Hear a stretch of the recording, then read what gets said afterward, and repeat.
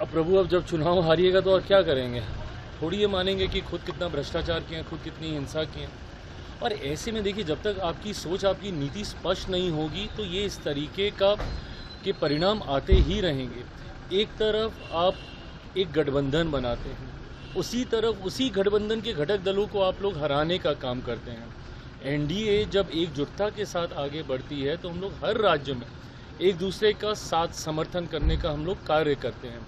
पर आप देख लीजिए, केरला जैसे राज्य जहाँ पे एकमात्र राज्य जहाँ पे लेफ्ट की सरकार बाकी रह गई थी, वहाँ पे किसने हराने का काम किया?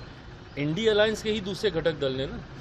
इंडिया अलायंस में लेफ्ट की भी पार्टीज़ हैं, ये कांग्रेस भी है, एक दूसरे को ही ये लोग हराने का ये लोग काम करते हैं। तो ऐसे में जब आपकी सोच स्पष्ट नहीं होगी, आपका गठबंधन ईमानदार नहीं होगा, एक दूसरे के साथ भय और भ्रष्टाचार के माध्यम से आप सोचिएगा कि देश की जनता को आप मूर्ख बनाते रहेंगे, ये संभव नहीं होने वाला। पहली बात तो ये चिंताजनक है, एक बार फिर से इस तरीके से बिहार में जिस तरीके से पुल गिरने की घटना हुई है, ये कहीं ना कहीं हमारे प्रदेश को एक गलत दृष्टि में देश दुनिया के सामने प्रस्तुत करने का काम करता है। जांच का भी विषय है, कौन ऐसे दोषी हैं। जो जानकारी प्राप्त हो रही है, 2001 के आसपास इस पुल का निर्माण हुआ, उस वक्त जो लोग सत्ता में थे, क्या वहाँ पे कुछ भ्रष्टाचार हुआ? क्या इसके रख रखाव में किसी तरीके की लापरवाही हुई? कल मुख्यमंत्री जी ने इसको लेकर बैठक की है और मैं मानता हूँ कि जो भी दोषी हैं, आज की तारीख में बिहार में मेरे प्रधानमंत्री नरेंद्र मोदी जी के सोच वाली सरकार है। ऐसे में अगर कहीं पे भी भ्रष्टाचार हुआ है या लापरवाही हुई है, ऐसे कोई भी अधिकारी या किसी भी दोषी को बख्शा नहीं जाएगा, ये विश्वास दिलाता हूं। मैं मानता हूं कि यकीनन ये 5 राज्यों के परिणाम अपने में ऐतिहासिक हैं, जहां एक तरफ बंगाल जैसे राज्य में भारतीय जनता पार्टी के नेतृत्व में अब सरकार बनने जा रही है, एक ऐसा किला जिसे विपक्ष मानता था कि कभी ध्वस्त नहीं किया जा सकता।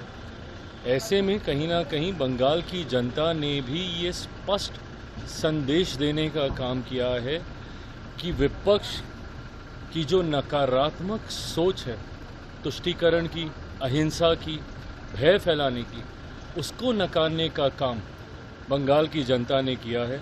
मैं अपनी तरफ से, अपनी पार्टी लोक जनशक्ति पार्टी रामविलास की तरफ से हमारे प्रधानमंत्री आदरणीय नरेंद्र मोदी जी को, जिनके नेतृत्व में ये संभव हुआ, जिनकी रणनीति से संभव हुआ, गृह मंत्री अमित शाह जी, और हम लोग के लिए ये एक और खुशी की बात है कि भारतीय जनता पार्टी के राष्ट्रीय अध्यक्ष बिहार से हैं और उनके नेतृत्व में पहली बार ये चुनाव हो रहे थे। ऐसे में बंगाल जैसे राज्य को जीतना, असम में इतनी बड़ी जीत हासिल करना, पुडुचेरी में जिस तरीके से भाजपा का प्रदर्शन रहा है, ये अपने में दर्शाता है कि आज भी देश की एक बड़ी आबादी मौजूदा प्रधानमंत्री नरेंद्र मोदी जी के नेतृत्व में विश्वास रखती है।